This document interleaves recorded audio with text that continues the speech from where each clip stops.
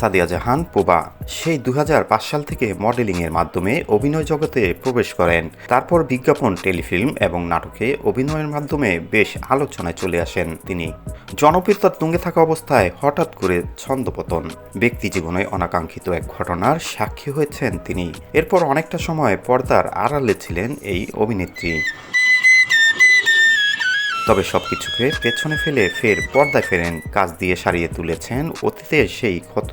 বর্তমানে অভিনয় করছেন নিয়মিত, কিন্তু তারপরও প্রাক্কন নিয়ে প্রশ্ন পিছু ছাড়ে না এই অভিনেত্রীকে। তুমি ওদেরকে জানাইনি যে আমি একজন অ্যাক্টর। সম্প্রতি গণমাধ্যম কর্মীদের সঙ্গে কথা বলতে গিয়ে প্রথম প্রেম ও প্রাক্কনের উপর ক্ষোভ প্রকাশ করে পোবা বলেন, আমার জীবনের প্রথম প্রেমটাকে প্রাক্কন মনে করি না। আমি মনে করি সে প্রাক্কন নয়, শত্রু। কারণ প্রাক্কন এতটা হিংস্র হতে পারে না। আমার কাছে যে অস্বস্তিকর, সে আমার প্রাক্কন হতে পারে না। এরপর যাদের সঙ্গে আমার সম্পর্ক হয়েছে তাদের সঙ্গে আমার অনেক সুন্দর মুহূর্ত আছে। এতে গুণবান প্রাক্কনদের সঙ্গে আমি তাকে তুলনা করতে চাই না। পোবা আরও বলেন, প্রাক্কন শব্দটা আমার কাছে ভীষণ প্রিয় একটা শব্দ।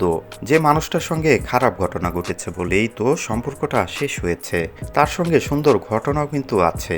প্রাক্কন আমার কাছে সুন্দর একটা নাম। তার সঙ্গে সুন্দর মুহূর্ত ছিল।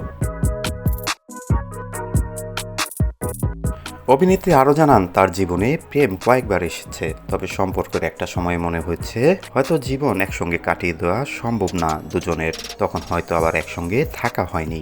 মেকআপ স্কুলে আমি একটা কোর্স বর্তমানে মেকআপ আর্টিস্ট হিসেবেই নিজেকে প্রতিষ্ঠিত করেছেন পোবা। যুক্তরাষ্ট্রে অবস্থিত দ্য মেকআপ একাডেমি থেকে প্রশিক্ষণ নিয়েছেন তিনি। এই প্রতিষ্ঠানটি বিশ্বজুড়ে জনপ্রিয়। যারা পেশাদার মেকআপ আর্টিস্ট হতে চান তাদের স্বপ্নের প্রতিষ্ঠান এই দ্য মেকআপ একাডেমি। সেখানেই কাজ করতে দেখা গেছে পোবাকে।